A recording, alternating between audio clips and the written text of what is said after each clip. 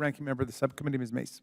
Thank you, Mr. Chairman, and I agree about social media and the comments today about it being an extremist recruitment tool, but I see it, I believe, from both sides of the aisle. Threats to our democracy come from those who seek to undermine our Constitution and our three branches of government. We've got to take a stand to support the Constitution and the rule of law against those who debase our society with violence or harassment of government officials carrying out their constitutional duties, for example. I have a few simple yes or no questions I would like to ask the panelists today. My first one is, do you believe that rhetoric, that rhetoric is a way to inflict harm on our democracy, people's words? Mr. Ward, yes or no? Yes. Mr. Siegel? Yes. Ms. Caraballo? Yes.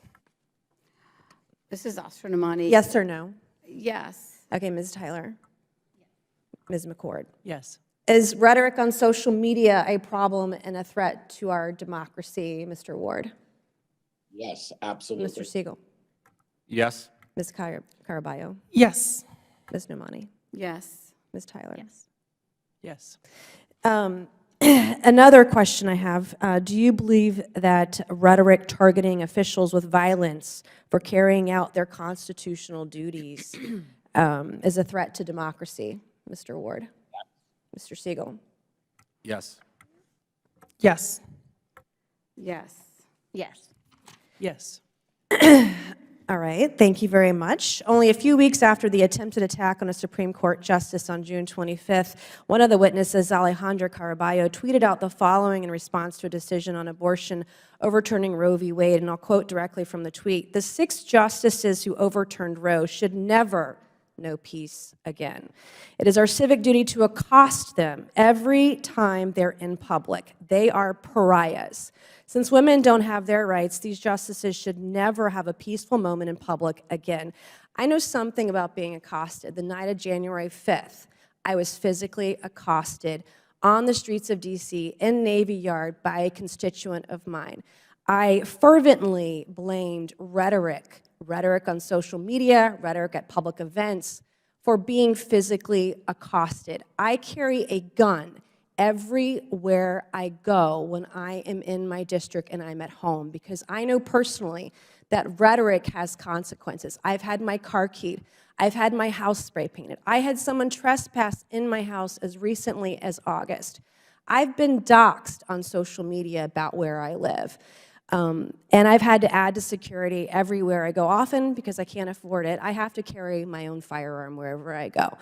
And Alejandra Caraballo also recently tweeted on November 19th, not even a month ago, that the Supreme Court, vested with the judicial power of the United States by our Constitution, stated they are not a legitimate court issuing decisions. And also the Supreme Court is an organ of the far right. So my last question today of Ms. Caraballo: do you stand by these comments, this kind of rhetoric on social media, and do you believe it's a threat to democracy? Thank you, Representative, for the opportunity to clarify and provide context to my tweets.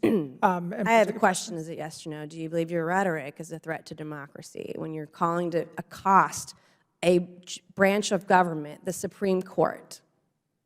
I don't believe that's a correct characterization What of you my tweeted, statements. though. Did you not tweet that? That you thought that the Supreme Court justices should be accosted? What I'm you saying tweet is that, that yes or that is no? not an Did you tweet accurate characterization of my statements. On June 8th of this year, a man was arrested near Justice Brett Kavanaugh's home in Maryland. He told law enforcement officers he wanted to kill a Supreme Court justice. He was found with a knife, with a pistol, 2 magazines, ammunition, pepper spray, zip ties, a hammer, crowbar, and duct tape.